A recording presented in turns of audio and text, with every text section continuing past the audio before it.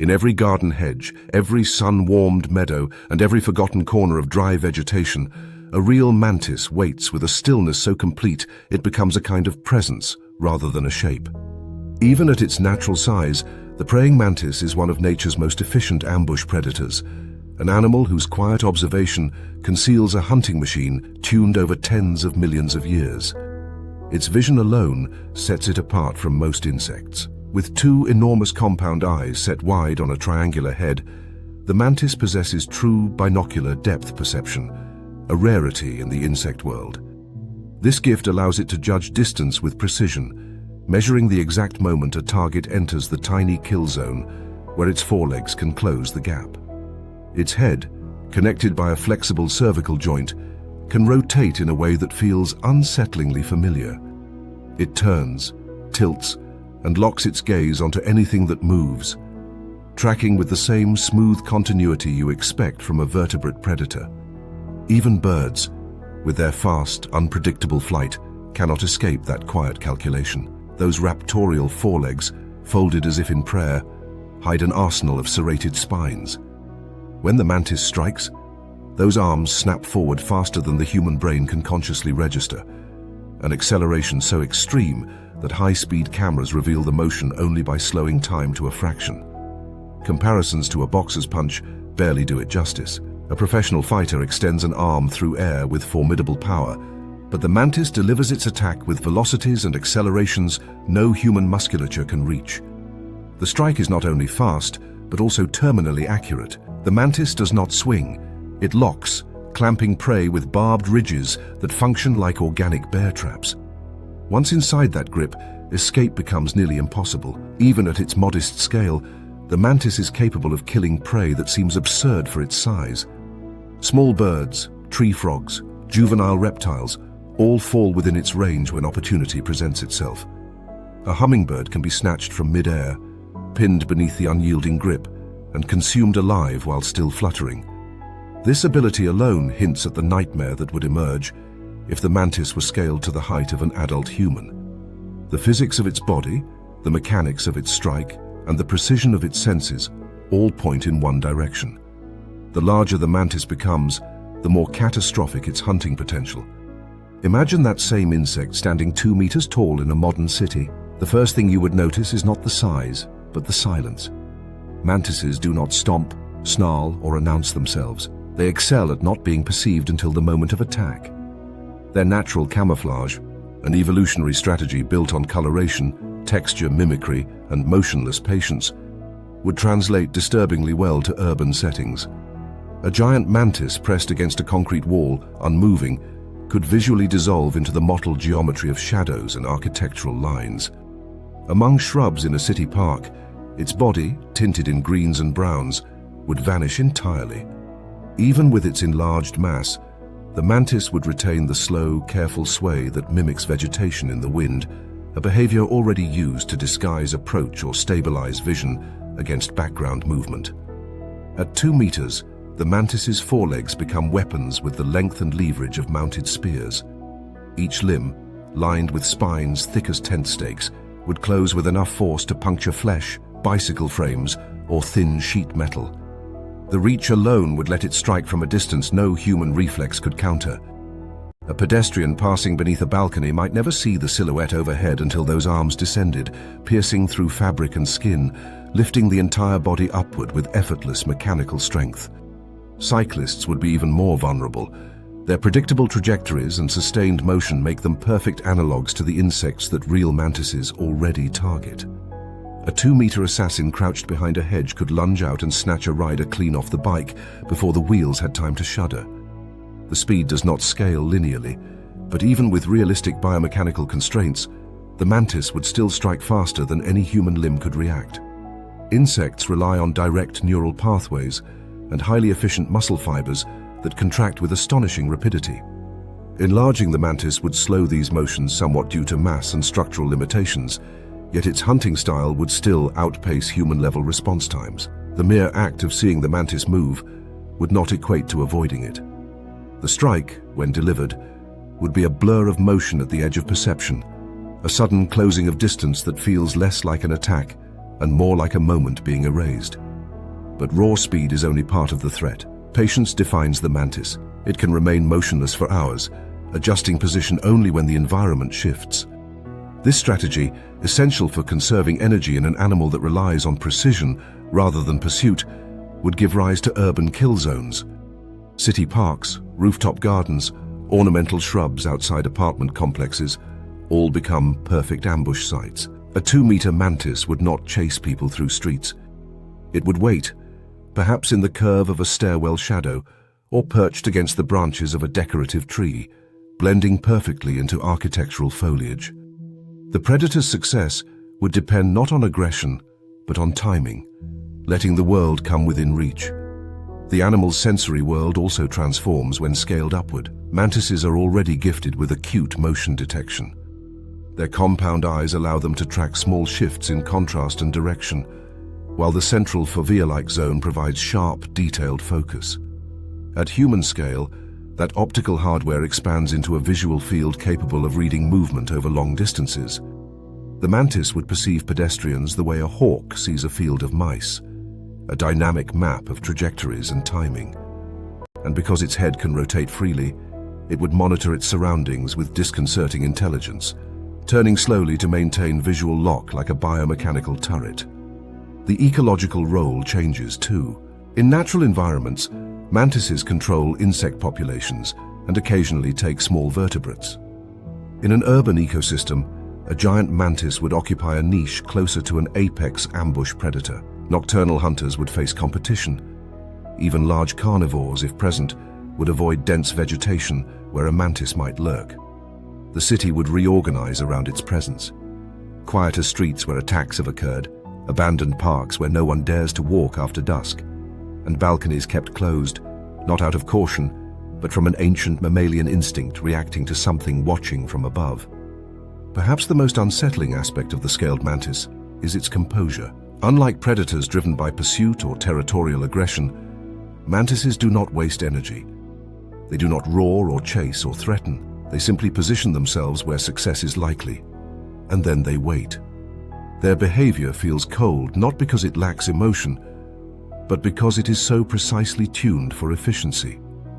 When scaled to 2 meters, that efficiency gains a new dimension. It becomes strategic, almost architectural, as the creature learns the predictable flows of human movement. People stepping out of office buildings become analogous to insects emerging from foliage. Joggers following the same loops along park paths provide a rhythmic pattern, one the mantis can learn and exploit.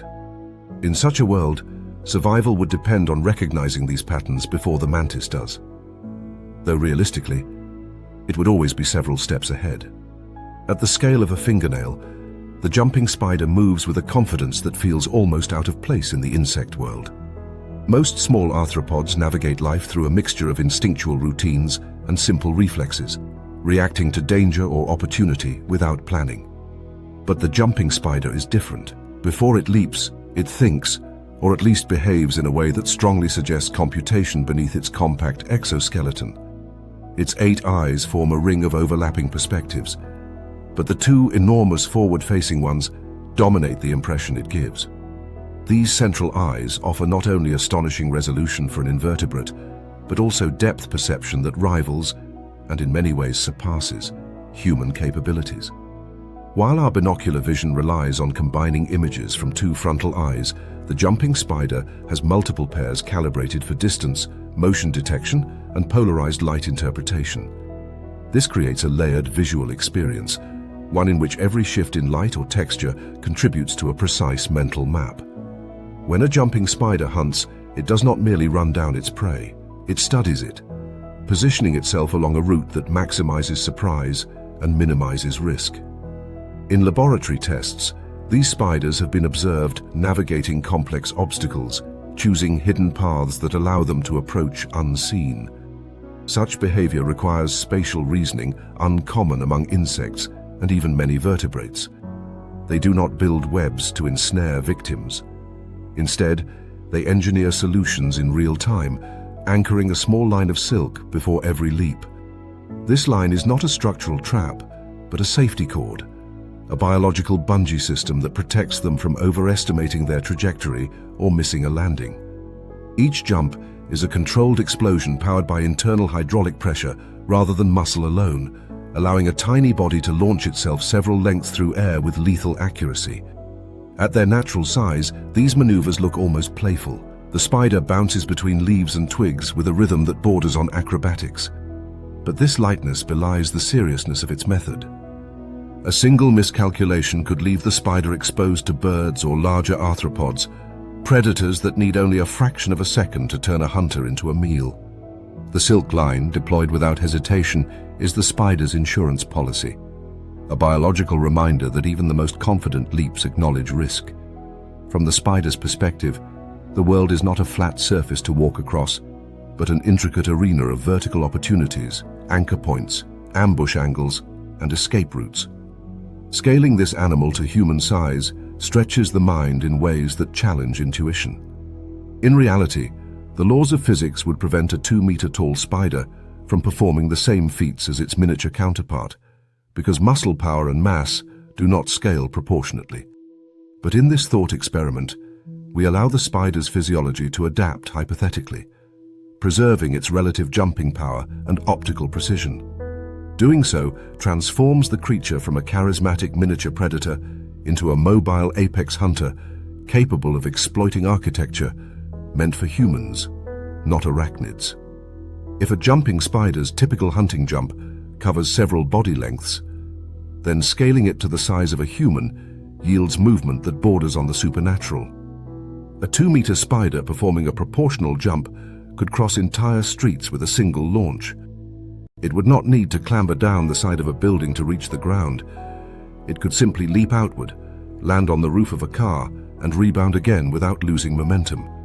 Its body, supported by jointed legs designed to absorb impact, could withstand landings that would shatter human bones. And just as in miniature, each leap would begin with analysis. The giant spider would pause, its primary eyes adjusting focus like telephoto lenses, calculating angles and distances in absolute silence. Rooftops would become stepping stones. Skyscrapers would serve as cliffs in a vertical world where the spider moves faster and more efficiently than any creature restricted to stairs or elevators. Walls become floors. Ceilings become ambush points. The spider's hunting territory expands into a 3-dimensional grid, far more complex than the landscape terrestrial predators navigate. A human walking along a busy street thinks primarily on a horizontal plane, noticing threats or obstacles at ground level. But a scaled, jumping spider hunts in full 3-dimensional space. It could perch on the underside of a balcony, invisible from below, waiting for a target to step into the narrow shadow beneath. Or it could cling to the sheer side of a building, its specialized claws gripping microscopic irregularities in concrete or metal with ease. The silk safety line translates into a far more sinister tool at this scale. Imagine the spider leaping from the edge of a rooftop, missing on purpose to swing beneath a walkway where pedestrians feel safely removed from the dangers of traffic. The silk becomes a tactical asset, enabling sudden directional changes and controlled descents. Where real jumping spiders use silk to prevent falling, the giant version would use it to hunt with precision that mimics advanced climbing equipment. A human predator might require ropes, harnesses, and training to maneuver this way, but the spider does so instinctively with a biological system perfected over evolutionary time. The spider's stalking behavior also becomes magnified. At miniature scale, prey insects have little awareness of being observed. A giant spider's stare, however, would feel unmistakably intentional. Those enormous frontal eyes, adapted for high-resolution focus, would allow it to read subtle body movements, predict trajectories, and anticipate human reactions. The spider does not rush into attacks. It circles, tests angles, and approaches from routes that maximize surprise. A person venturing into a dim stairwell might never know that a predator has already calculated the shortest path to intercept, memorizing every handrail, step, and ledge. Understanding the spider's ecology helps ground this scenario in natural science. Unlike web builders, jumping spiders rely on solitary, active hunting. They do not depend on vibrations in silk to detect prey. They rely on vision. This distinction matters because it defines the environments in which a scaled spider could thrive. Web spiders need stable anchor points and quiet corners. Jumping spiders need only surfaces and vantage points. Cities offer these in abundance. Power lines, window ledges, high beams beneath bridges, ventilation grates, stairwells, the inner framework of abandoned buildings, all become part of the spider's navigable world. Urban environments, with their chaotic mix of vertical and horizontal structures, are not obstacles but opportunities. And unlike predators that rely heavily on stealth in open ground, the jumping spider thrives on micro-hiding spots. A small gap beneath a roof tile, a shadow behind an air conditioner unit, a recess in a signpost frame, places humans barely notice, could conceal a spider preparing to launch. The creature's scale does not compromise its patience. If anything, a larger body with higher metabolic demands might heighten its urgency, driving more decisive leaps and faster hunts. The irony, if one allows it, lies in how charming real jumping spiders appear. Their forward-facing eyes give them an almost mammalian expressiveness. But strip away the scale, and much of that perceived friendliness vanishes. These eyes are tools of calculation, not emotion. Their gaze does not soften, it measures. And when magnified to the proportions of a human head, that same gaze becomes something unnervingly clinical, the look of an apex hunter judging the exact moment to strike. A world with a 2-meter jumping spider would not be one where humans dominate vertical spaces. It would be one where every height accessible to architecture becomes a new hunting lane. People might look ahead and behind, but the spider comes from above, below, or the oblique angle no human instinct expects. Its ability to reposition silently, to disappear and reappear across impossible distances, makes every open space a potential ambush point. In this imagined ecosystem, the spider represents a form of predation that transcends speed or strength. It is a master of geometry, a creature that sees the world not as surfaces to move across, but as volumes to navigate, dissect, and exploit. And in that three-dimensional world, no human remains safely outside its range. In the desert twilight, where temperatures fall and shadows stretch across stone and sand, the black scorpion steps into a world built perfectly for its design. Even at its natural size, the animal carries an imposing presence, a heavily armored exoskeleton that absorbs blows, pincers capable of crushing beetle shells with mechanical precision, and a venomous stinger arched high above the body like a loaded siege weapon. Every part of the scorpion's anatomy speaks to a lineage shaped by ancient forces. Scorpions first appeared hundreds of millions of years ago, their earliest ancestors roaming primordial shorelines long before mammals or birds existed. Over time, they evolved into terrestrial hunters, adapted for darkness, dryness, and survival in ecosystems where resources fluctuate and danger never disappears. The black scorpion's exoskeleton deserves particular attention. Composed of thick plates connected by flexible membranes, it functions both as armor and as a moisture conservation system. Deserts demand extreme efficiency. Water is scarce, heat is relentless, and every organism struggles to maintain internal stability. By sealing moisture inside and shielding vulnerable tissues from abrasive terrain, the exoskeleton allows the scorpion to occupy niches too harsh for many other predators. It reflects some wavelengths of ultraviolet light, creating an eerie fluorescence under certain conditions, a quirk of chemistry that scientists still debate. This shimmering effect hints at the complexity of the cuticle, which consists of layers designed not just for protection, but also for sensory input, structural strength, and microclimate buffering. At the front of its body, the scorpion brandishes a pair of large pedipalps, claws that combine crushing strength with tactile sensitivity. These limbs serve dual roles as weapons and sensory probes. Before striking, the scorpion uses them to assess prey, reading subtle vibrations in the ground or faint currents of air. Their closing force, while varying among species, is often significant enough to immobilize insects or small vertebrates instantly. Behind them, the scorpion's 4 pairs of walking legs provide deliberate, low-slung motion. This gait conserves energy, reduces noise, and helps maintain stability across loose substrates. A real scorpion is not fast unless it must be.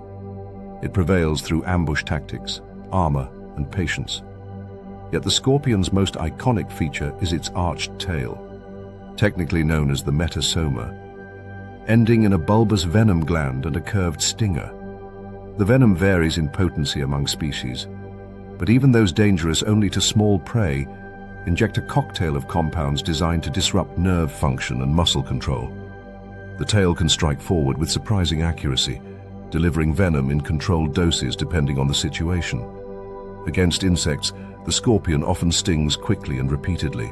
Against vertebrates, it may deliver a single calculated strike, conserving precious energy and venom reserves. Now imagine this creature scaled to the size of a car, retaining the proportions and mechanical properties of its original form. The exoskeleton, now thicker than industrial plating, becomes a shield capable of deflecting significant impacts.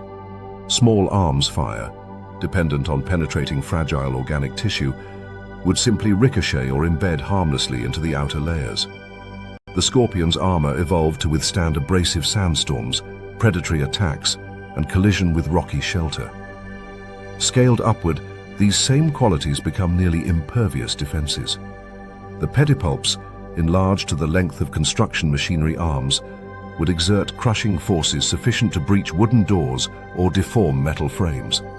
Their closing motion, powered by musculature adapted to leverage rather than speed, would allow the creature to pry open barriers with deliberate and unstoppable pressure. Car doors, fences, and storage units would offer little resistance. The scorpion would not need to attack rampantly. It would simply remove obstacles in its path with the calm persistence of a natural force. The metasoma, extending several meters into the air, becomes a biological siege engine. Its stinger, heavier than a forged spear, could puncture reinforced surfaces with downward strikes. Venom delivery systems would scale similarly, producing quantities that could incapacitate large animals instantly. Even without considering toxicity, the sheer mechanical impact of the stinger would be devastating. Unlike predators that rely on speed or agility, a car-sized scorpion employs methodical power. It advances like a tank, its strikes calculated, its movements steady. Scorpions are ectothermic animals, meaning their body temperature and metabolic rate depend heavily on environmental conditions.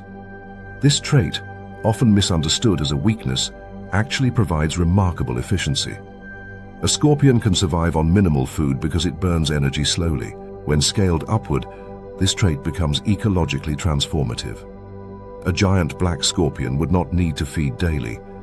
It might hunt once every several days or even weeks, conserving energy during daytime hours inside deep crevices or abandoned structures. Because large ectotherms require less relative intake than similarly sized mammals, the scorpion's hunger would be infrequent, but strategically significant. This low metabolism also shapes its lifestyle. Real scorpions spend daylight hidden beneath rocks, logs, or buried shallowly in sand to avoid heat stress and predation. At night they emerge to hunt, using sensory hairs along their legs to detect ground vibrations. Scaling this behavior to urban environments introduces a chilling scenario.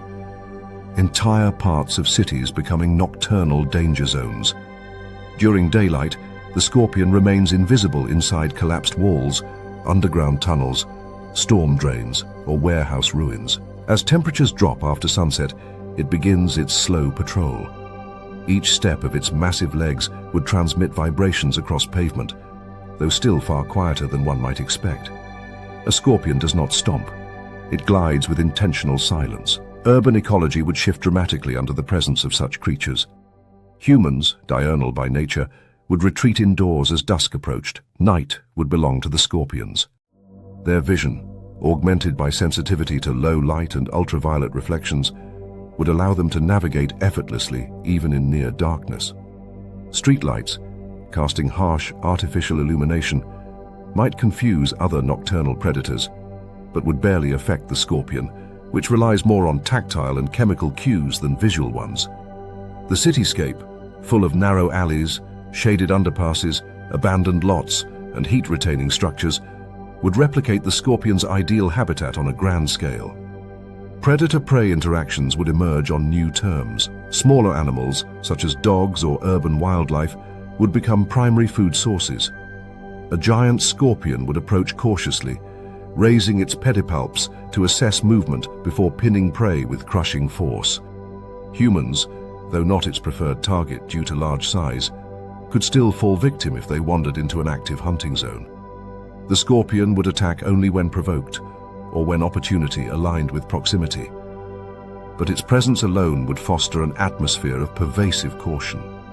Risk would concentrate at transitional spaces, parking lots at night, construction sites, alleyways behind restaurants, or any area where warmth and prey accumulate.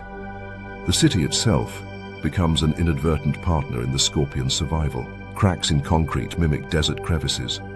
Storm drains become subterranean refuges. Vehicular noise provides masking cover for its movement. And the urban heat island effect, where cities retain warmth long after sunset, creates ideal thermal conditions for a giant ectotherm. The scorpion, in effect, would be more comfortable in a human-built environment than in many natural deserts. In such a world, no-go nights would become part of civic planning. Curfews would not be imposed by law, but by instinctual understanding. After sunset, streets would empty. The rare individual brave enough to venture outside would do so with awareness that somewhere in the darkness, a massive armored silhouette might be patrolling. The scorpion would not sprint or chase. It would simply be present, unhurried, dominating the landscape through endurance rather than speed. Modern infrastructure would struggle to coexist with a predator of such scale and design. Humans thrive on control and visibility, but the scorpion thrives on shadow and patience. In this imagined ecosystem, power shifts not because the scorpion seeks conflict, but because it does not need to. Its biology, ancient, efficient, and relentlessly practical, elevates it to dominance simply by existing at scale. What was once a small nocturnal hunter becomes a roaming fortress, a reminder that some of Earth's oldest predators remain formidable, not through intelligence or aggression, but through biological mastery, refined over geologic time. At the edge of a tropical forest, beneath a canopy humming with life, the rhinoceros beetle moves with a quiet steadiness that betrays nothing of its raw physical power. Even when perched on a branch slick with humidity and leaves weighted by the night's dew, the beetle remains perfectly in control. Its armor glints with a subdued sheen, reflecting faint constellations of moonlight through dense vegetation. This creature, often no longer than a human thumb, has become a symbol of brute strength in miniature. For its size, few animals on Earth can rival its lifting power. In controlled environments, a rhinoceros beetle can hoist dozens of times its own body weight, using a combination of specialized musculature and leverage afforded by its hardened exoskeleton. To scale this feat in human terms would be equivalent to lifting a small car overhead, a comparison often repeated because it gestures at the beetle's extraordinary physiology, though the true mechanics of scaling such power remain bound by biological constraints. The beetle's iconic horn, which curves forward from its head like a polished scythe, is not designed for stabbing or piercing, but for flipping.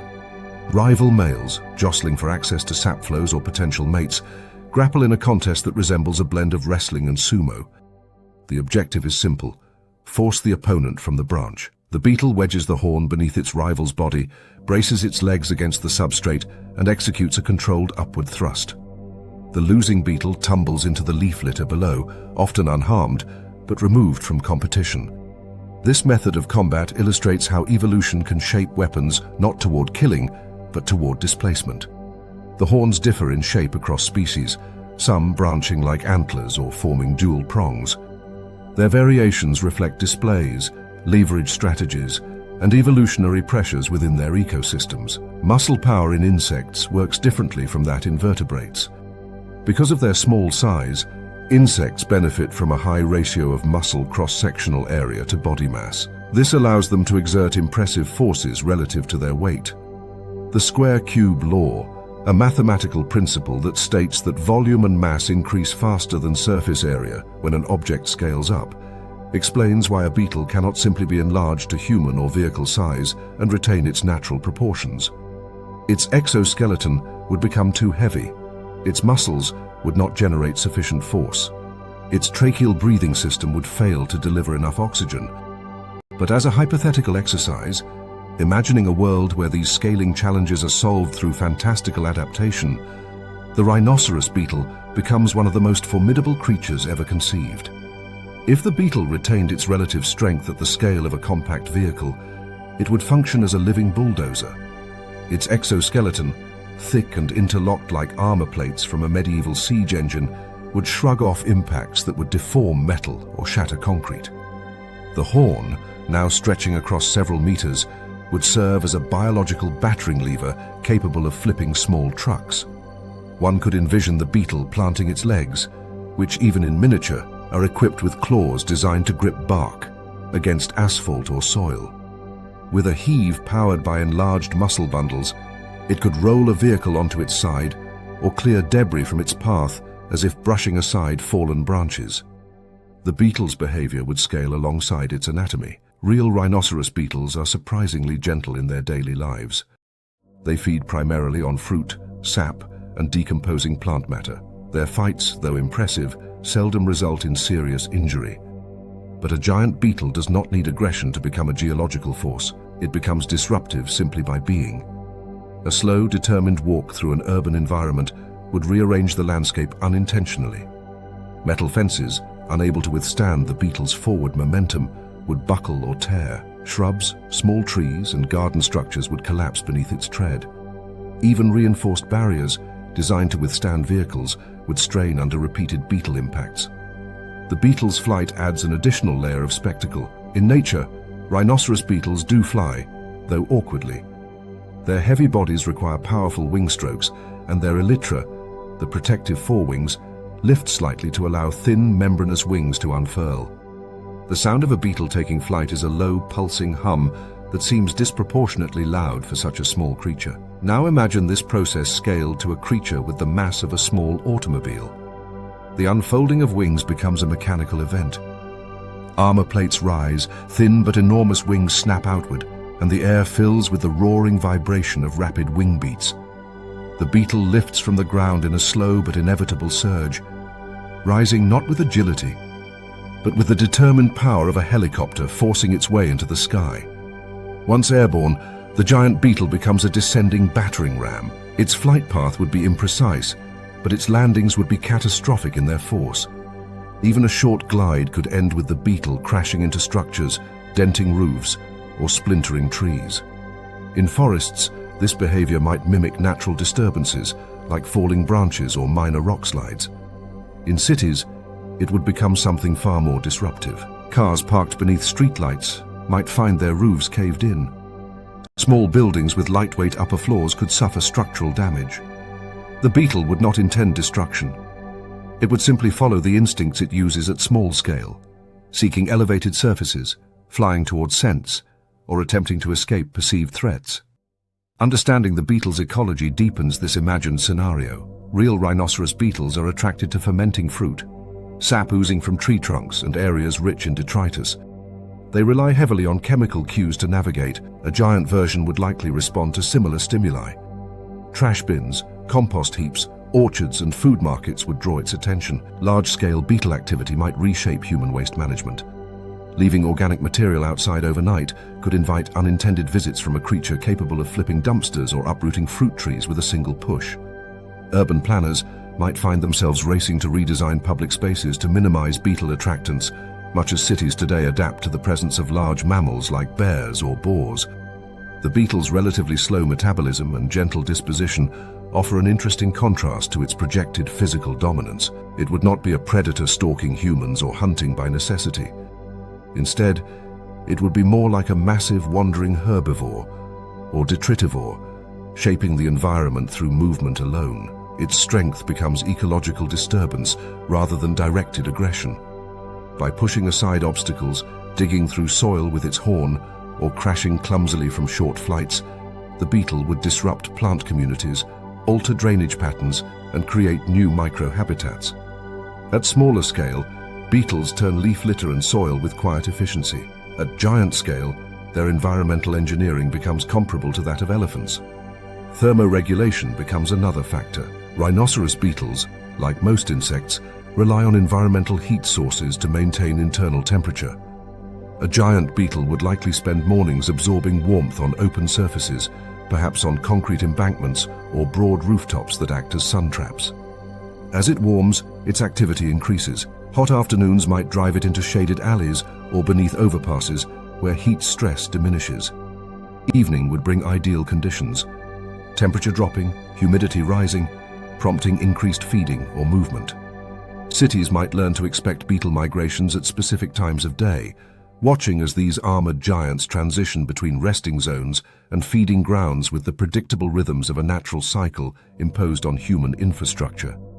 And yet, even in this exaggerated scale, something of the beetle's original nature remains. It is a creature shaped not for violence, but for competition, endurance, and environmental persistence. Its horns do not slice. They leverage. Its wings do not soar. They labor. Its exoskeleton is not a threat. It is a solution to ancient pressures. In imagining this beetle as a walking bulldozer capable of flipping trucks, we amplify traits that already exist in miniature. The result is not a monster, but a reminder of how powerful even the smallest designs in nature can become when unbound by scale. In the humid glow of a tropical morning, the forest floor begins its slow stir, leaves trembling under the weight of creatures too small for casual eyes to track. Then, as sunlight filters through broken canopy, the leafcutter ants reveal themselves in a procession that resembles a living conveyor belt. Each worker carries a fragment of freshly harvested leaf above its head, a shifting mosaic of green triangles marching in perfect synchrony. To an untrained observer, it might seem like simple foraging. To researchers, however, it is the surface expression of one of the most sophisticated societies ever evolved by non-human life. Leafcutter ants do not simply collect leaves, they convert them into the foundation of a subterranean empire. Beneath the soil lies the hidden city, a labyrinth of chambers, tunnels, ventilation shafts, waste pits, brood nurseries, and fungus gardens, spanning an area larger than many human-built structures.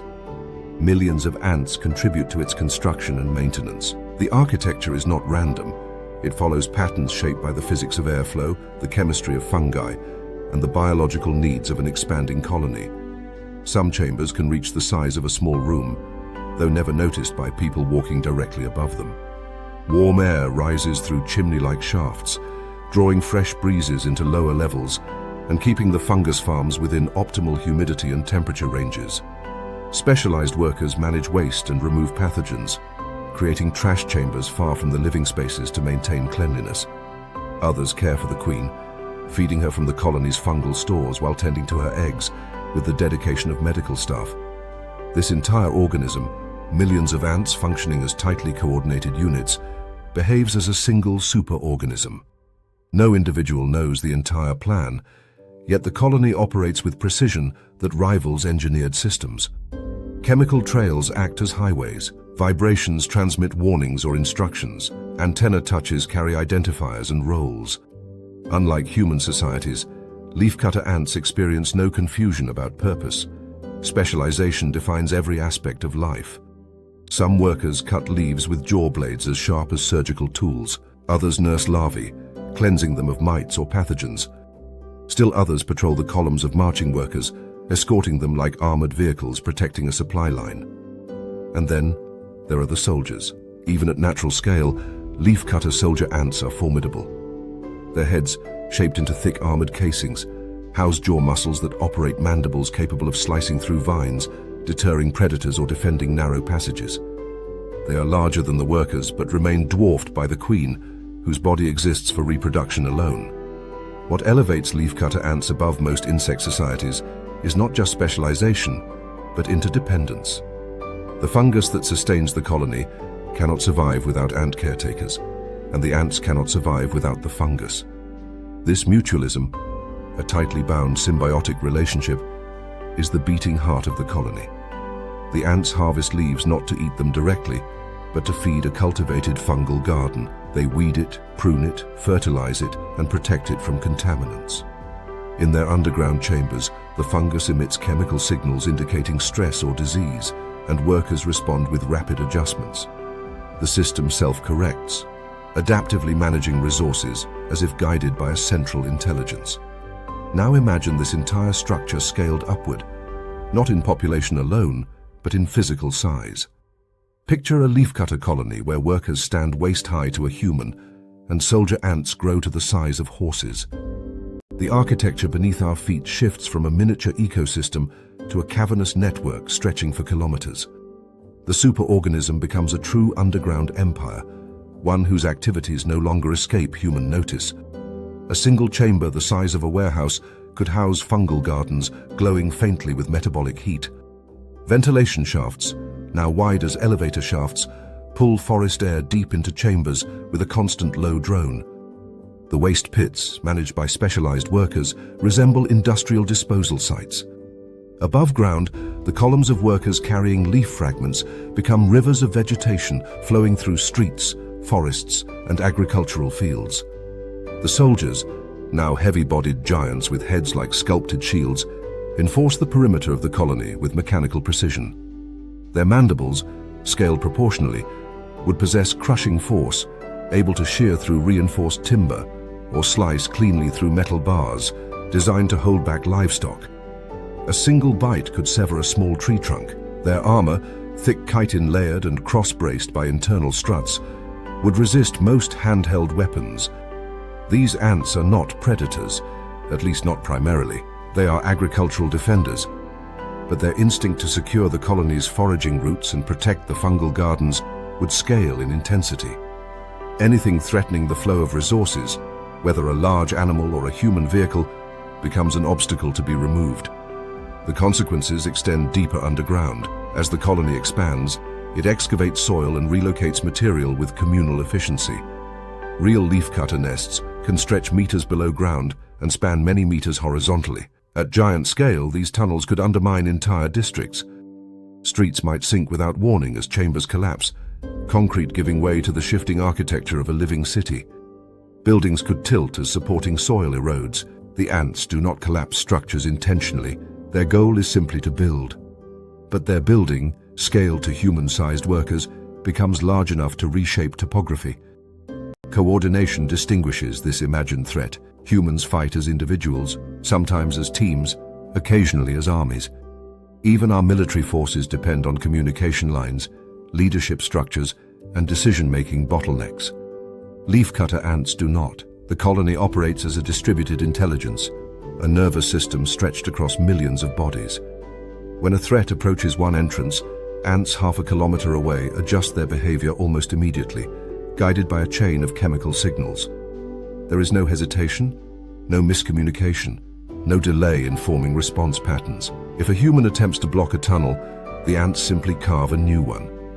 If soldiers fall, replacements arrive instantly. If a food source disappears, workers redirect themselves along a new chemical trail laid down by the first scout to discover a replacement. This responsiveness matters because scale amplifies efficiency. A colony with human-sized soldiers would react to local disturbances with speed akin to a machine adapting to pressure changes. The workers, now enormously strong, could haul entire tree trunks to feed the fungal gardens. Their jaws, originally designed to slice delicate leaves, would become cutting tools with industrial capability. Forests, agricultural fields, and urban parks would provide limitless foraging potential. Where humans see a neighborhood or farm, a giant ant colony sees a resource field.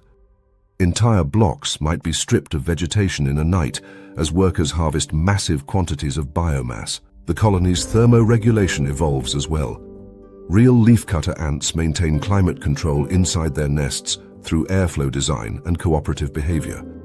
Workers open or seal tunnels depending on humidity. They carry drops of water or adjust fungal chambers to avoid overheating. At giant scale, these behaviors translate into climate engineering on municipal levels. Heat plumes might rise over giant nests, detectable on aerial surveys. Moisture cycles generated by workers transporting water from nearby rivers could alter local humidity. Even the fungal gardens, metabolically active and producing carbon dioxide, would create microclimates within the nests. The colony becomes not just a structure, but an environmental force, reshaping ecosystems wherever it grows. Danger arises not through malice, but through perfect cooperation. A human community relies on negotiation, planning, and enforcement. A leafcutter colony relies on chemical communication so efficient that it borders on instantaneous consensus. The superorganism never sleeps. It rotates workers through tasks continuously. While humans tire, ants maintain constant operations. A city confronted by such a colony would face an opponent that cannot be surprised, cannot be demoralized, and cannot be bargained with. Its goals are simple: expand, cultivate, and sustain. In this imagined world, humanity learns that intelligence is not always the greatest evolutionary weapon. Sometimes coordination, unwavering, tireless, and absolute, builds an empire deeper and more enduring than anything constructed above ground. Beneath our feet, chambers expand. Above ground, worker rivers flow. And at the edges of these territories, the horse-sized soldiers stand guard, jaws poised not out of aggression, but out of an unbroken mandate written into the biology of the colony itself. In the dim understory of Madagascar's forests, where fallen leaves collect in thick mats and decay saturates the air with a warm, earthy scent, the Madagascar hissing cockroach begins its nighttime ascent. Unlike many of its relatives, it does not scuttle in frantic bursts or hide beneath objects with nervous, twitching precision. Instead, it moves with the quiet assurance of a creature built for endurance. Its body, sheathed in overlapping plates of chitin, curves like segmented armor across its back. These plates are not brittle. They bend, flex, and distribute impact. Drop one from any reasonable height, and it lands unharmed, its body absorbing the shock like a living suspension system. Its physiology allows it to survive conditions that would overwhelm more delicate animals. Prolonged periods of scarce food, crowded quarters, dry spells, and even exposure to radiation doses that would devastate vertebrates. Every aspect of its design whispers resilience. The Madagascar cockroach relies on simple yet robust systems to support this durability. Its tracheal breathing network brings air directly to tissues, bypassing the fragility of lungs. Its hemolymph, the insect equivalent of blood, does not circulate oxygen, but distributes nutrients and immune components. The exoskeleton protects internal organs while remaining surprisingly flexible, allowing the cockroach to compress its body and slip through spaces far smaller than its apparent width. Add to this a digestive system capable of extracting nutrients from nearly anything organic, and the species becomes a masterpiece of biological persistence. These roaches demonstrate remarkable tolerance for physical trauma, often surviving injuries that would incapacitate larger animals.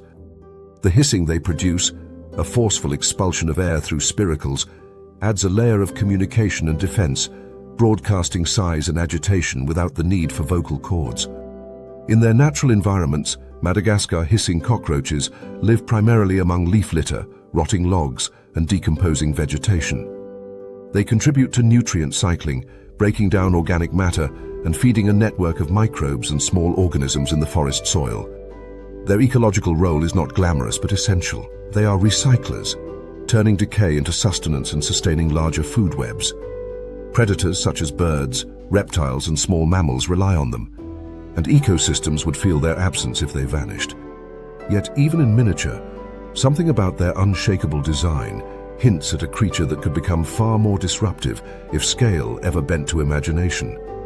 To enlarge this roach to the size of a dog, or, in a more terrifying vision, to the size of a human, is to create an organism whose resilience escalates from nuisance to urban nightmare. The exoskeleton, thick and layered, becomes equivalent to laminated armor. Striking it would be like hitting a composite shield. Blows would deflect, glance off, or be absorbed with little effect. A human-sized cockroach would not be slowed by impacts that normally stop large animals. Falls from heights would be trivial, thanks to the roach's already flexible exoskeleton and low susceptibility to blunt force trauma. Even collisions with urban structures, walls, railings, metal fixtures, would merely redirect it, without serious injury. Compression is where the nightmare intensifies. A human-sized cockroach would retain the ability to flatten its thorax and abdomen, squeezing through openings we consider too narrow for any large creature. A half-open doorway becomes a highway. A narrow gap beneath a garage door becomes a portal. The roach would angle its segmented plates, slide forward with deliberate pressure, and emerge into spaces assumed to be secure. Walls weakened by age or moisture would buckle beneath its pushing force. Once inside, its movements would produce an unsettling combination of scraping armor and heavy footfalls, a sound unlike any vertebrate predator, but immediately recognizable through instinct as something fundamentally wrong. The speed of these roaches at their natural size is modest, but relative to body length, they move with surprising quickness. Scaling that proportionally transforms them into sprinters, capable of outrunning humans in confined corridors. Their legs, built for traction and stability, would grip smooth floors with ease. In subway tunnels, they could accelerate down tracks at speeds that challenge pursuit, their bodies keeping low to the ground, absorbing rhythm from the rails as they advance. The sensation of hearing one approach, a rhythmic thudding accompanied by intermittent hiss, would create a level of psychological terror unmatched by more traditional predators. Where mammals growl or roar, the giant cockroach announces itself with the sound of air forced violently through spiracles, a hiss amplified by mass until it reverberates through enclosed spaces. These imagined roaches would likely form colonies within the infrastructure of cities, exploiting places already suited to their ecological preferences. Subway systems, with their constant warmth, darkness, and abundance of organic waste, become ideal. Service tunnels, storm drains, abandoned basements, and ventilation shafts offer both shelter and mobility. Their collective population could swell unchecked, as cockroach reproduction is efficient, and their dietary flexibility allows them to thrive where other creatures starve. Organic trash becomes a feast, mold-lined walls become sustenance, fallen leaves in city parks provide supplementary food. Even materials that humans do not classify as food, old leather, paper, decaying insulation, could support them. The colony behavior, while not as coordinated as that of social insects like ants or termites, still benefits from aggregation. Giant cockroaches do not cooperate with complex planning, but they do cluster where conditions favor survival. This clustering creates swarms, masses of armored bodies responding to environmental cues. A sudden rise in humidity might draw dozens from hiding, seeking moisture on city streets. A seismic vibration from a subway train could send groups scattering into corridors. Their presence, more than their intent, becomes the threat. While they are not predators, their size, strength, and numbers produce a systemic danger. Buildings could suffer structural damage as tunnels widen with constant roach traffic. Electrical systems might fail when roaches squeeze through conduits. Walls could fracture as their bodies press through weakened materials. From a biological perspective, the scaled cockroach retains its metabolic advantages. It can survive on little food. It tolerates radiation far better than humans. It recovers from wounds quickly and resists many pathogens. Its sensory systems, which include vibration detection, chemical cues, and tactile input from antennae, allow it to navigate complex environments easily.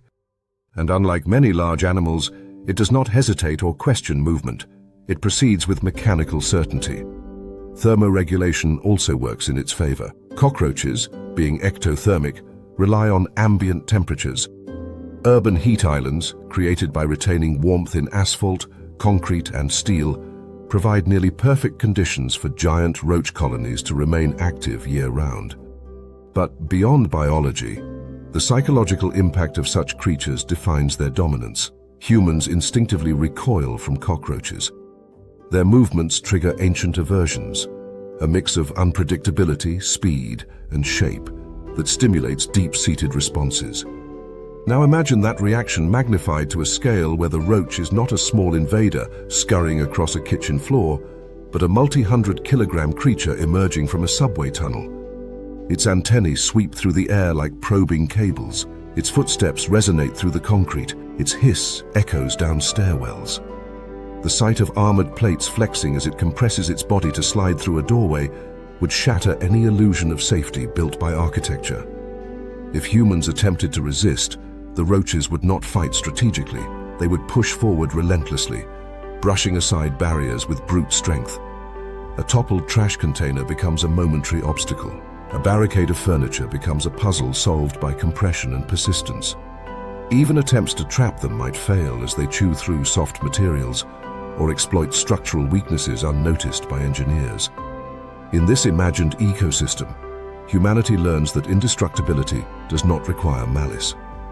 It requires a biological blueprint, optimized for resilience, multiplied by scale, and unleashed in environments full of opportunity. The Madagascar cockroach, humble recycler of forest litter, becomes a force that shapes cities not by hunting them, but by surviving them in ways no other creature can. At the edge of a sunlit marsh, where reeds sway in warm currents of air and the water below ripples with the subtle tension of life, the scarlet dragonfly hovers with an authority that belies its delicate frame. Its wings, 4 translucent blades veined with microscopic strength, beat not with brute force, but with elegant precision. Each wing operates independently, a mechanical freedom that allows maneuvers no bird or bat can imitate. While birds rely on full body adjustments and muscular inertia, the dragonfly simply angles one wing differently from the others and glides sideways without turning its body. Even at rest, its posture carries an unmistakable confidence. This is not a creature that merely survives. It dominates the aerial realm. The dragonfly's compound eyes, enormous and multifaceted, wrap around its head like panoramic sensors. With nearly 360 degrees of vision, it perceives the world in a mosaic of movement, light, and depth. Unlike many insects that see only rough shapes or blurred motion, dragonflies possess visual acuity that allows them to track individual prey through dense swarms. Specialized neurons within their brains predict the future position of a moving target, adjusting their own trajectory to intercept with astonishing accuracy. A dragonfly does not chase. It calculates. It does not pursue. It predicts, and once the target enters its strike path, the dragonfly closes the distance with an acceleration that shatters expectations. In mid-air, it can brake, pivot, roll, or reverse direction faster than any vertebrate flyer. Fighter jets, constrained by mass and aerodynamics, can only mimic a fraction of these maneuvers. Beneath the shimmering facade of its red exoskeleton lies a system tuned for predation. Dragonflies are among the most successful hunters on Earth. Depending on the species and environmental conditions, they may capture the majority of their attempted kills, a statistic unheard of among predators that rely on pursuit. Their prey includes flies, mosquitoes, beetles, and even smaller dragonflies, each caught mid-flight by jaws lined with serrated edges. To watch one hunt is to witness a sequence of impossibly sharp directional changes, a living equation adjusting variables in real time. Evolution has sculpted this insect into an apex aerial predator in miniature, one whose entire life cycle revolves around speed, clarity, and precision. Now enlarge this creature to a scale measuring 3 meters from head to tail, retaining its biological proportions and aerodynamic advantages. The sky no longer remains a gentle canvas for birds or aircraft. It becomes a hunting ground patrolled by biological jets. A dragonfly of this size would move with the velocity of a low-flying drone, yet with far greater agility. Its wings, expanded to lengths comparable to glider panels, would produce a thunderous hum as they displace vast volumes of air. Because each wing remains independently controllable, the giant dragonfly could perform maneuvers that defy mechanical imitation. It might appear to hang motionless in the sky, then instantly dart forward with acceleration that challenges human reflexes. Its trajectory would resemble a red streak slicing between buildings, above lake surfaces, or across open beaches. Such a predator, scaled up, transforms birds, once aerial competitors, into prey. A 3-meter dragonfly would easily intercept pigeons, gulls, or even hawks, striking them with overwhelming force before tearing into muscle and bone. Its ability to brake in mid-air allows it to suspend itself above the surface of a lake, waiting for unsuspecting waterfowl to take flight. With a sudden forward burst, it could seize a duck or goose, crushing it in those serrated mandibles. The dragonfly's visual system, magnified along with its body, would perceive the landscape with unparalleled clarity. Every wing beat from a bird, every ripple from a small mammal near the shoreline, every glint of reflected sunlight becomes a potential signal, a line of movement to intercept. Light aircraft, especially open cockpit or recreational flyers, would find themselves unexpectedly vulnerable. A giant dragonfly does not need to attack intentionally. A collision alone, given its mass and velocity, could compromise structural integrity or shatter windshields. Its predatory instincts would guide it toward anything moving erratically through the air, interpreting planes as oversized prey or territorial threats. The aircraft's noise and turbulence might attract the dragonfly rather than deter it. Pilots navigating low-altitude zones near lakes or rivers would face unpredictable aerial interceptions from a predator whose agility far outstrips any mechanized response. But the most dramatic transformation occurs on the ground near water. Dragonflies rely on freshwater ecosystems not just for hunting, but for reproduction. Their larvae, aquatic and voracious, dominate ponds and streams long before the adults emerge. A 3-meter dragonfly would almost certainly maintain a similar life cycle, meaning lakes, rivers and wetlands become breeding hubs for aerial predators of impossible scale. Beaches, usually bustling with human activity, shift into hazard zones where giant dragonflies patrol shorelines at dusk, scanning for movement.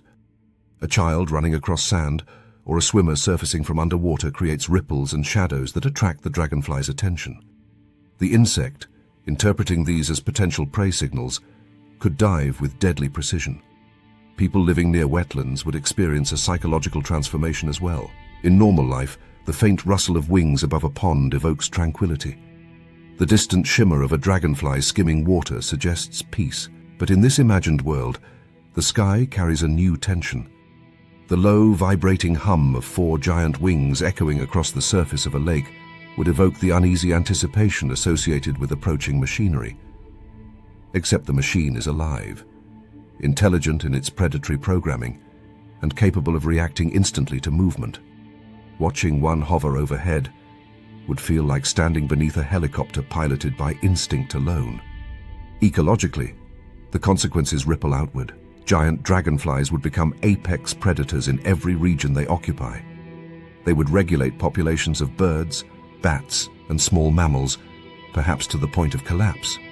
Fish near the surface of lakes might fall victim to the dragonfly's sudden downward strikes, as the insect could skim water with its massive body, snatching prey before lifting off again. Their larvae, scaled up proportionally, would transform freshwater ecosystems entirely. Aquatic habitats would teem with meter-long predators, capable of ambushing anything that disturbs the water. Recreational lakes would become biological minefields filled with ancient, armored larvae waiting beneath the surface. Thermoregulation also plays a significant role in dragonfly behavior. Real dragonflies warm themselves through wing vibrations and by positioning their bodies to capture sunlight. Larger versions would require even more precise thermal strategies. Early mornings would find them perched on rocky outcrops or rooftop edges, wings outstretched like solar collectors warming their flight muscles. Once heated, they would take off with renewed vigor, patrolling territories at speeds that challenge camera tracking. On cooler days, they might increase basking time, lingering near sunlit buildings or asphalt surfaces before launching. Urban environments, which retain heat more efficiently than natural landscapes, could inadvertently become prime nesting and hunting zones for these aerial behemoths. The efficiency of the dragonfly's natural kill rate, with some species successfully capturing most of their attempted prey, scales into something terrifying when applied to mammals. A predator of 3 meters that lands most of its attacks becomes an existential threat to any creature outdoors. No warning call or evasive leap can outrun a calculated mid-air interception. Running across a field, hiking along a river path, or kayaking on a quiet lake becomes an invitation for aerial predation. Humans, slow and heavy by comparison, rely too much on linear motion. The dragonfly moves in all dimensions at once. In this imagined world, the sky shifts from an open expanse to contested territory. Outdoor recreation disappears.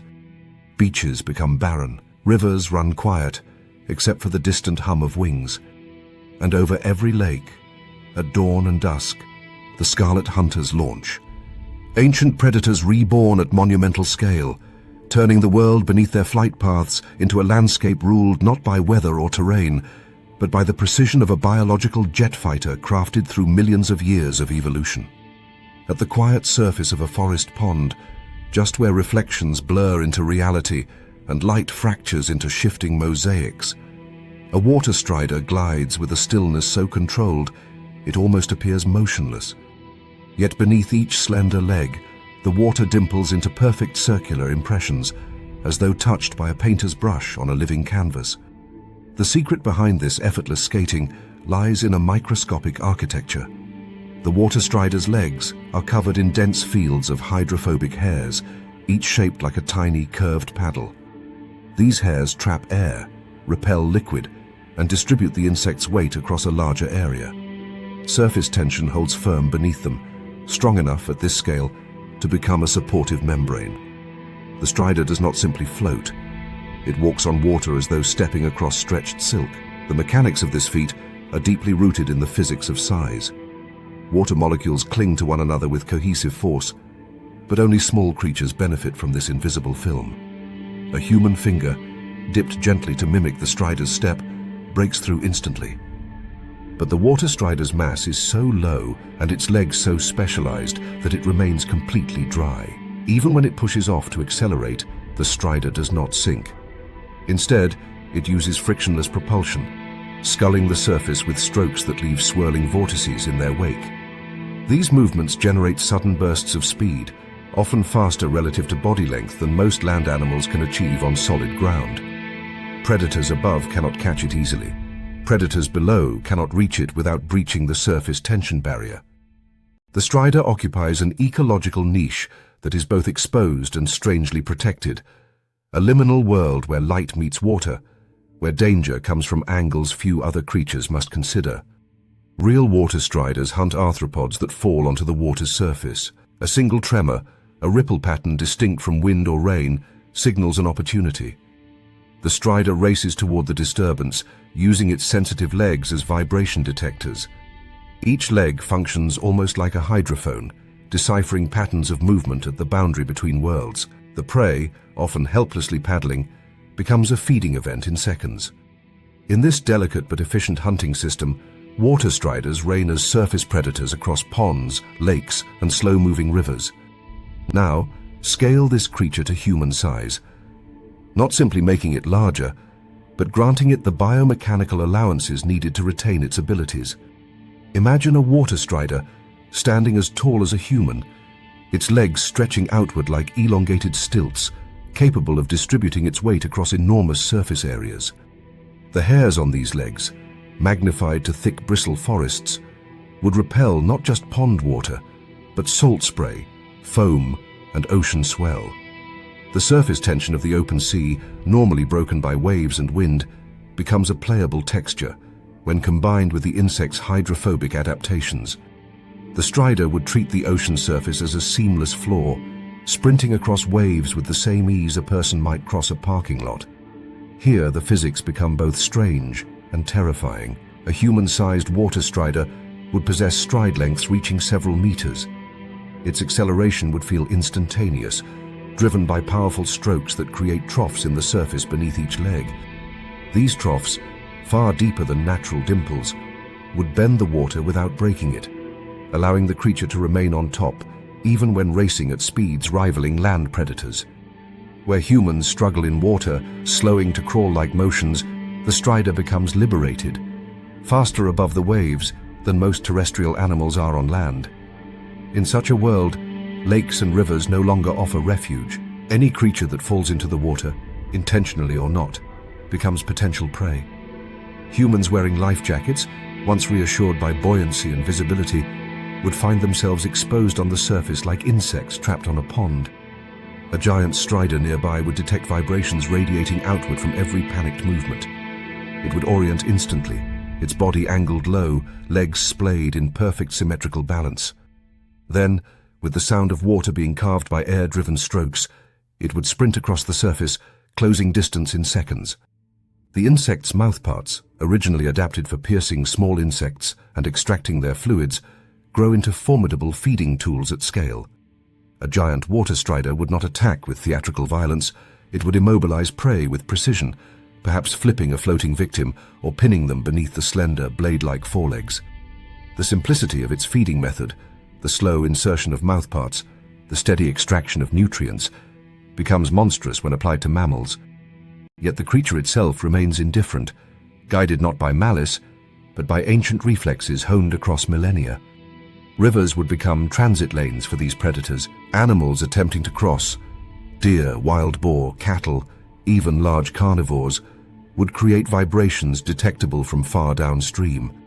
A strider would sense the disturbance, adjust its trajectory, and glide effortlessly across current-swept surfaces, pursuing targets regardless of turbulence. Rapids and eddies, which challenge most swimmers, would barely affect a creature that stays above the chaos. Floodplains transform into hunting grounds, where rising waters bring an influx of prey onto the surface film. Oceans, too, change their meaning. Offshore, giant striders could roam regions where storm-flipped boats drift helplessly. A capsized vessel, normally signaling rescue urgency, instead becomes a magnet for predators large enough to investigate its vibrations. Even when the sea grows rough, with waves heaving in rolling arcs, the striders remain upright by adjusting leg angles in rapid micro-movements. Their stability derives from a combination of hydrophobic anchoring points and distributed weight, a form of biological engineering more stable than many small watercraft. The psychological implication of such creatures is profound. Water, throughout human history, has served as refuge from ground-based threats. Ancient humans fled predators by swimming into lakes. Modern humans rely on boats to cross dangerous territories.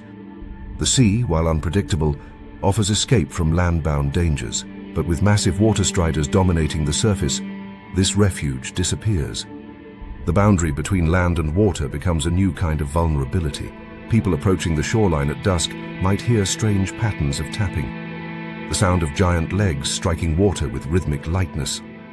Beachgoers would scan the horizon not for waves or weather, but for elongated silhouettes gliding across moonlit swells. Ecologically, these predators would reshape entire food webs. Fish would remain safe only at depth. Any surface breach risks becoming a signal to nearby striders. Birds dependent on water landings would lose nesting territories. Marine mammals surfacing to breathe would encounter threats never before present in evolutionary memory. Even storms, which historically disrupt life on the ocean, would not deter creatures built to ride the volatile surface tension. Instead, storms might activate them, enhancing their mobility across wind-flattened waves. Yet what makes these creatures most terrifying is not simply their size, speed, or predation. It is their silence. Giant water striders, despite their mass, produce almost no noise when moving across water. Their legs whisper against the surface, leaving thin V-shaped trails that vanish within heartbeats. One moment the sea appears calm. The next, a predator stands mere meters away, poised above the same water humans once trusted as sanctuary. In this imagined world, safety no longer exists at the shoreline. The old rule, water protects the hunted, collapses. The surface becomes a killing floor, a mirror turned hostile. And in place of serenity gliding across lakes and oceans, the giant water strider reigns, a creature evolved to walk the ceiling of the world's waters, turning every ripple into a beacon and every swimmer into prey. In the warm twilight of tropical forests, where humidity thickens the air and the scent of blooming understory plants lingers just above the soil, the golden silk orb-weaver begins her nightly work. Suspended between branches, illuminated by the last rays of sun, her web glows with a subtle metallic luster. This shimmer is not illusion. The silk she produces contains microscopic structures that refract light into hues of gold and amber. It is one of nature's most extraordinary materials, stronger than steel by weight, yet flexible enough to absorb the momentum of insects that collide at remarkable speeds. A dragonfly striking her web at full flight might expect to slice through ordinary silk, but the golden orb-weaver's threads hold firm, stretching and redistributing force along the radial pattern. The web does not merely catch prey, it performs mechanical miracles dozens of times each night. The spider herself is an architect of remarkable precision. She positions anchor threads with geometric awareness that borders on engineered design, using wind currents to carry silk across gaps, and then reeling in slack with careful adjustments. Her legs move with quiet rhythm as she lays down spiral capture threads, each coated with adhesive droplets spaced at mathematically efficient intervals. This structure allows the web to function as both a snare and a shock absorber, holding without tearing, flexing without losing integrity. Her sensory world is shaped by vibrations, each transmitted along the silk lines like coded signals. A beetle hitting the web sends one signature, a small lizard attempting escape sends another. The spider instantly interprets these tremors and responds accordingly. Each morning, she consumes her own web, The proteins recovered from dissolving the silk fuel the creation of a new structure, one adapted to the shifting conditions of weather, prey abundance, or vegetation growth. This daily renewal grants the orb-weaver a resilience uncommon among predators. A damaged web is not disaster, it is simply an opportunity to rebuild. This behavior hints at something profound, a creature that modifies its environment continuously, treating the landscape as both resource and canvas. Now imagine this spider scaled to human proportions, not merely larger, but capable of maintaining the same silk properties and architectural behavior. Her web, now composed of strands as thick as hoses, becomes a physical force capable of altering entire city blocks. A single anchor line slung from a high-rise to a street lamp could halt a moving car. The silk, elastic and immensely strong, would stretch until the vehicle's kinetic energy dissipates. Metal would crumple, but the silk would hold. Alleys, stairwells, subway entrances, pedestrian overpasses, and even open parks would serve as anchor points in a world she transforms into a sprawling three-dimensional maze. In this imagined ecosystem, the spider does not hunt by chasing, she hunts by designing. Overnight, while the city sleeps, she constructs webs that span intersections and encircle courtyards. The threads, nearly invisible in dim light despite their thickness, become lethal tripwires. A jogger, taking a pre-dawn route, might find themselves ensnared mid-stride, their limbs trapped by adhesive strands that tighten with every movement. Cars driving slowly through fog might be halted suddenly, wrapped in golden cables that fuse onto mirrors and grills. Individuals emerging from apartment buildings could walk directly into vertical sheets of silk stretched across entryways, their momentum instantly absorbed. Escape becomes difficult, not because the spider is present, but because the silk entangles so effectively that struggling only deepens the trap. The golden silk orb-weaver's behavior of rebuilding webs daily becomes catastrophic when scaled.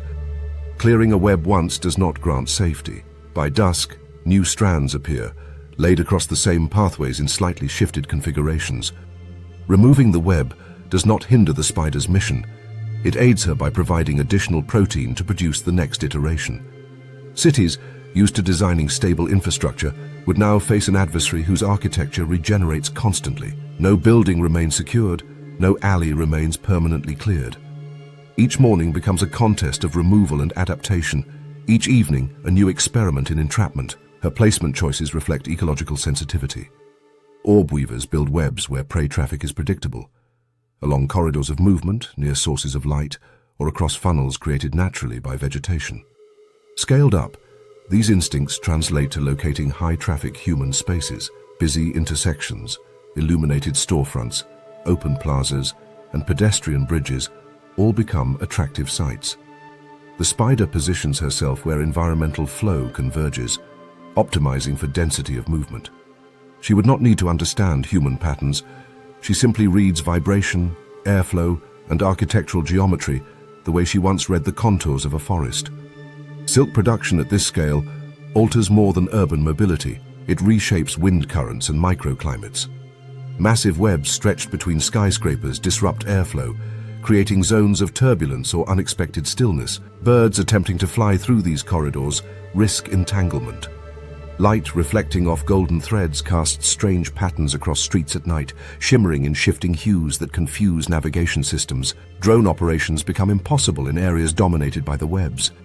Even rainfall changes character when encountering silk sheets. Droplets collect and slide along strands, forming rivulets that drip rhythmically into puddles below. The giant orb-weaver herself remains an ambush predator. She is not fast. She does not need to be. Once prey becomes ensnared, she approaches with deliberate caution, her long legs stepping across her own threads with practiced familiarity. Vibrations tell her whether the captured organism is struggling or weakening. At scale, her bite, designed to immobilize insects, delivers venom potent enough to incapacitate mammals within moments. Her feeding process becomes methodical, extracting nutrients with slow efficiency, yet she consumes only what she needs. The majority of her ecological impact comes not from predation, but from architecture. A city transformed by such a creature evolves into zones of varying accessibility. Some neighborhoods become web districts, areas where clearing crews work tirelessly each morning to dismantle golden structures before traffic resumes. Others become abandoned entirely, surrendered to the spider as territories too dangerous or too expensive to maintain.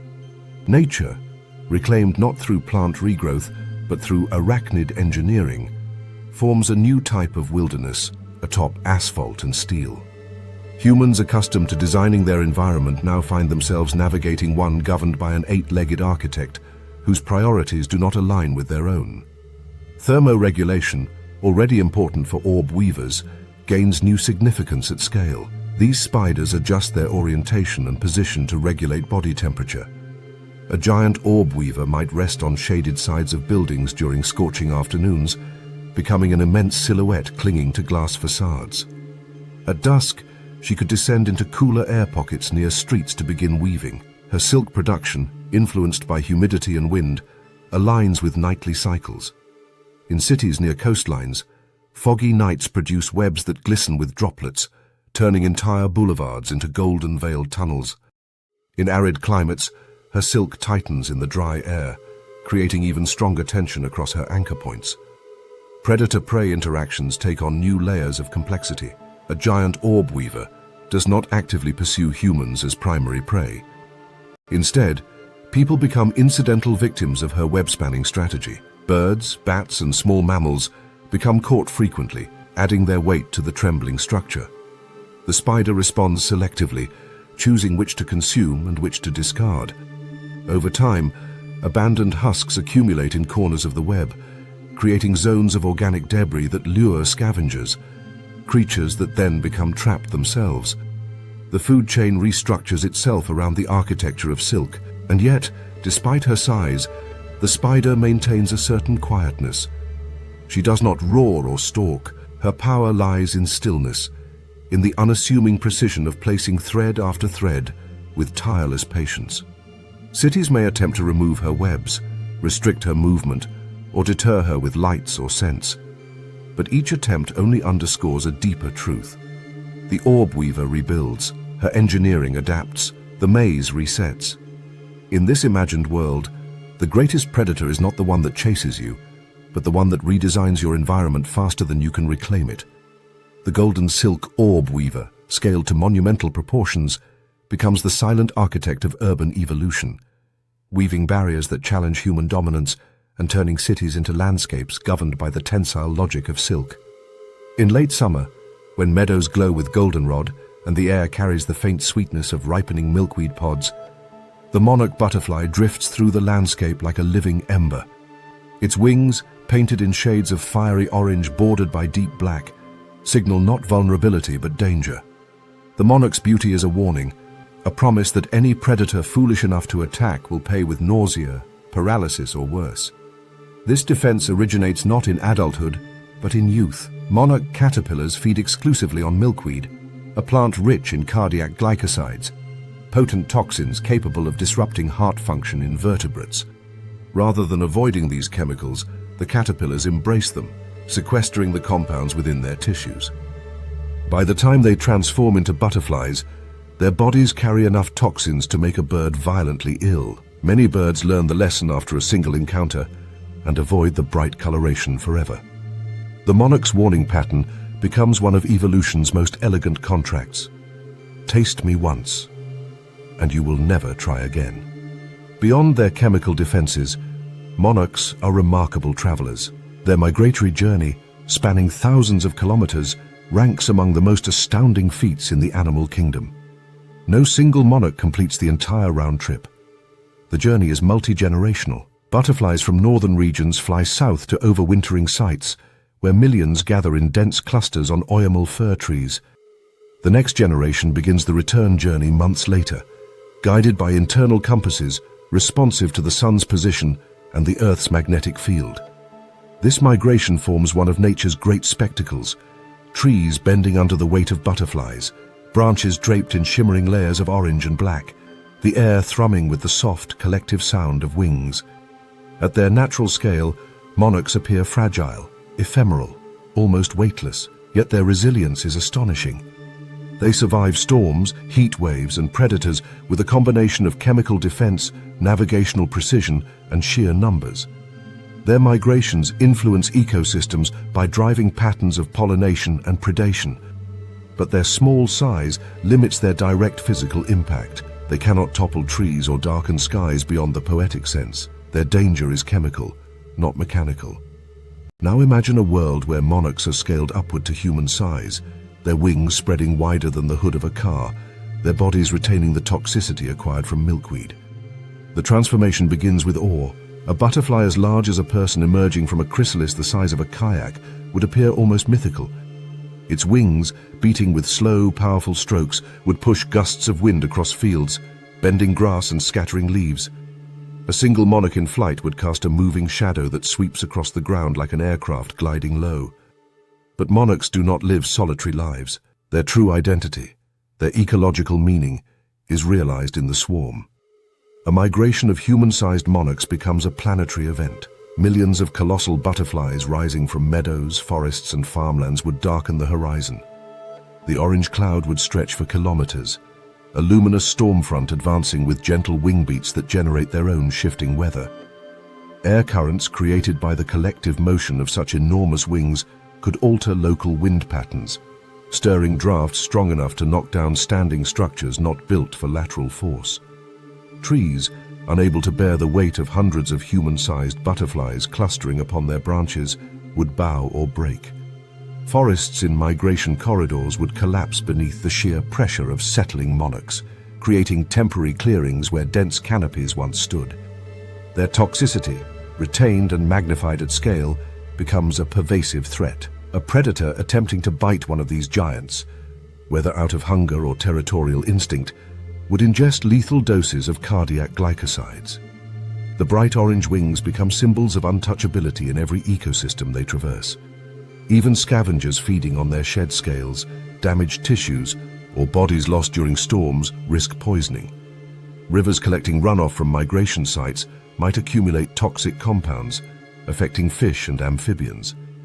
Grasslands where swarms rest briefly could become chemically altered landscapes, unsuitable for grazing animals sensitive to plant toxins.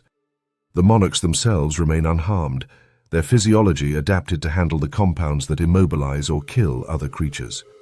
Humans, too, would find themselves navigating a world reshaped by giant monarchs. Physical contact, even unintentional, becomes hazardous.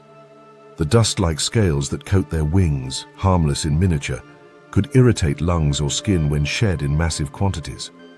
A person standing beneath a swarm might inhale clouds of toxic particulate matter, carried by wind and illuminated by beams of light filtering through countless orange wings. Yet the monarchs would not attack. Their defense is passive. Their strength lies not in aggression, but in overwhelming presence. A single monarch brushing against a pedestrian could knock them off balance. A landing monarch, wings beating steadily as it settles on a building or vehicle, could crush lightweight structures simply through mass and displacement. Migration becomes the true force of terror. When giant monarchs embark on long-distance flights, the skies fill with waves of beating wings. The phenomenon once described by poets as a sky alive with butterflies becomes literal and devastating. The light dims not because clouds gather, but because giants cross the sun in uncountable numbers. Towns along traditional migration paths would brace themselves for the arrival of the swarm. Roofs would need reinforcement. Power lines might snap beneath falling branches weighed down by hundreds of perching monarchs. Highways would shut down as visibility drops to near zero beneath an airborne blizzard of wings. Aircraft could not safely navigate through or near migration routes. Even small collisions would prove catastrophic. Yet the strangest aspect of this imagined scenario lies not in destruction, but in ecological dominance. Giant monarchs would require vast quantities of milkweed, reshaping plant communities as their larvae devour entire fields. Milkweed, already a hardy and resilient genus, might spread aggressively under the influence of monarch-driven seed dispersal. Regions characterized by mixed vegetation could shift into monocultures, their biodiversity altered by the feeding behavior of giant caterpillars. Mammals attempting to graze among these plants risk poisoning, altering food chains and migration patterns. The adult butterflies, feeding on nectar, would drain entire meadows of floral resources in minutes. Their long proboscises, capable of reaching deep into flowers, would outcompete bees, hummingbirds, and smaller insects. Pollination dynamics would shift in unpredictable ways. Some plants might flourish under the attention of giant monarchs. Others might decline. The soundscape of migration, too, would transform. Instead of the gentle rustling associated with small wings, entire regions would resonate with the low, rhythmic thunder of millions of wing beats overlapping, a continuous presence felt in the chest as much as heard by the ears. Predators that once regulated butterfly populations would disappear, unable to cope with the toxins and size of the adults. Without natural checks, the vast monarch swarms would become ecological juggernauts. Their migrations could blanket continents, obstructing sunlight, altering climate patterns, and redistributing chemical defenses across ecosystems. They would become the dominant atmospheric organism, creatures of air whose presence dictates the behavior of species beneath them. Even if each butterfly remains individually gentle, the swarm behaves like a weather system, beautiful, lethal, and beyond control. In this imagined world, humanity faces an adversary not through intent, but through scale. Monarchs remain what they have always been: delicate winged travelers, loyal to migratory routes, guided by internal compasses. Yet their beauty now conceals world-shaping power. The planet becomes theirs not by conquest, but by transformation. A realm where the sky belongs to the toxic, shimmering storm of orange wings drifting inexorably across continents.